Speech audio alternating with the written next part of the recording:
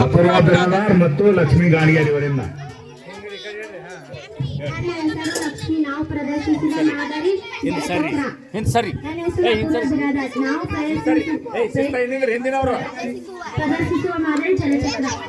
ಸಾಗರ ಮತ್ತು ಭೂಮಿಯ ಮೇಲ್ಮೈಯಿಂದ ನೀರು ಆವಿಯಾಗಿ ವಾತಾವರಣವನ್ನು ಸೇರುತ್ತದೆ ಮತ್ತು ಮಳೆ ಆಲಿಕಲ್ಲು ಅಥವಾ ಹಿಮವಾಗಿ ಹಿಂತಿರುಗುತ್ತದೆ. ಅಂತಿಮವಾಗಿ ಸಾಗರವನ್ನು ಸೇರುತ್ತದೆ. ನೀರಿನ ಈ ಪರಿಚಲನೆಯನ್ನು ಜಲಚಕ್ರವೆಂದು ಕರೆಯಲಾಗುತ್ತದೆ.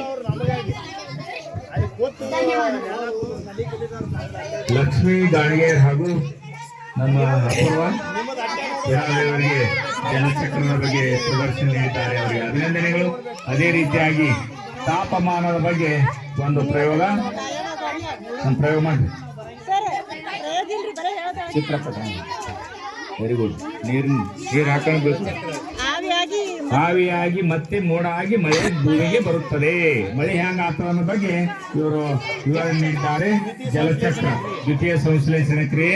ಇಲ್ಲಿ ಸಮುದ್ರದ ನೀರು ಕಾಯ್ದು ಆವಿಯಾಗಿ ಮೋಡ ಆಗಿ ಮತ್ತೆ ನಮಗೆ ಮಳೆಯಾಗಿ ಅಲ್ಲ ಜಲಚಕ್ರ